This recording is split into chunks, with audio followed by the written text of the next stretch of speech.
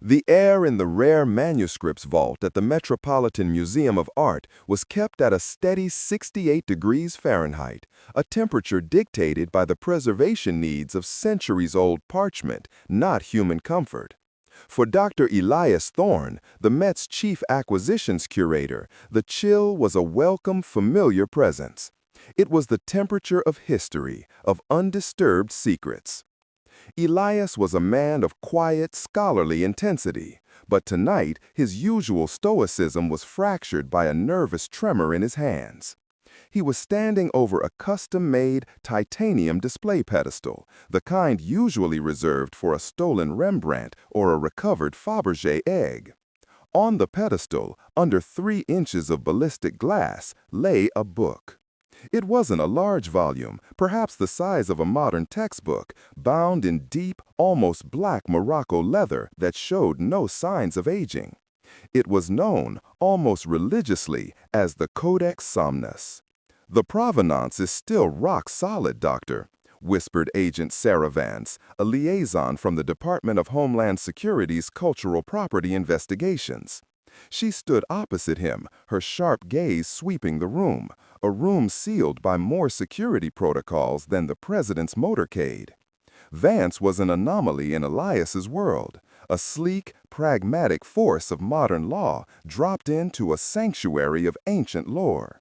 "Rock solid only means we can trace its ownership, Agent," Elias replied, his voice a low rumble in the vault's silence. He didn't look at her. His focus was entirely on the codex. It tells us who had it, but never how they truly acquired it. And this book's lineage is a tragedy written in blood. He ran a gloved finger along the spine. The codex's known history began in 17th century Venice, where it was documented in the library of a mysterious scholar who vanished after a sudden, unseasonal plague took his entire household. It resurfaced a century later in Naples, held by a physician who, historical records confirmed, developed an unnatural ability to diagnose and treat diseases by analyzing his patients' dreams, before he was imprisoned by the church for witchcraft. Its most recent owner, before being seized by the U.S. government, was a notorious South American dictator who reportedly used its pages not for reading, but for ritualistic sleep. "We know its immediate past," Vance insisted, her voice professional and flat. "It was recovered from a private collection in Switzerland, which was clearly dealing in stolen and trafficked artifacts. Our mission is to understand what it is, so we can determine its cultural value and, frankly, its black market appeal." Elias finally looked up, his pale blue eyes meeting hers. "Its black market appeal is infinite, Agent.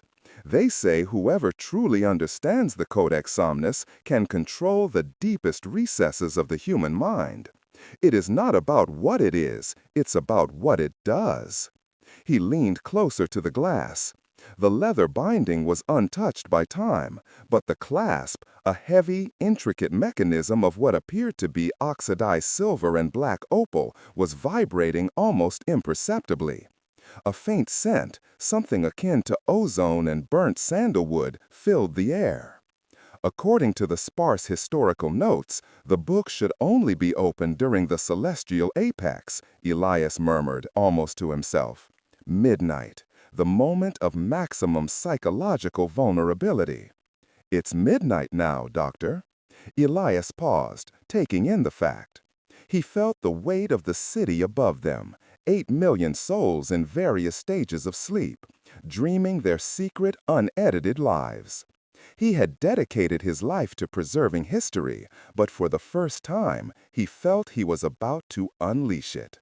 He carefully positioned the key, a simple, ancient iron spike that had been shipped in a separate lead-lined box, into the opal clasp. The lock clicked, a sound that seemed disproportionately loud in the hermetic silence. As he slowly opened the cover, the scent intensified and the air around the codex shimmered. He gazed upon the first page, not of parchment, but of a thin, flexible material that felt like polished bone.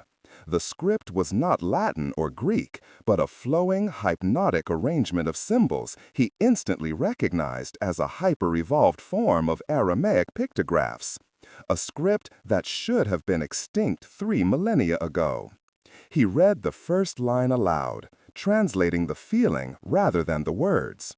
The hour of waking is the lie. The moment of sleeping is the true city, built by the architects of forgotten memory. A second later, the emergency lights of the vault flickered violently, and a siren, deafening and sudden, ripped through the museum's silent halls. "Intruder alert! Section Gamma! Vault access!" a synthesized voice boomed over the intercom. Vance was instantly moving, drawing a compact firearm. "We're exposed. What did you do, Doctor?" Elias was staring at the open codex. The intricate illuminations on the page, which he now saw were not ink, but some kind of dried shimmering insect pigment, were slowly pulsing with a dim internal light. "He only opened the book," Elias said, his voice laced with pure academic terror. "But I think it just opened the door."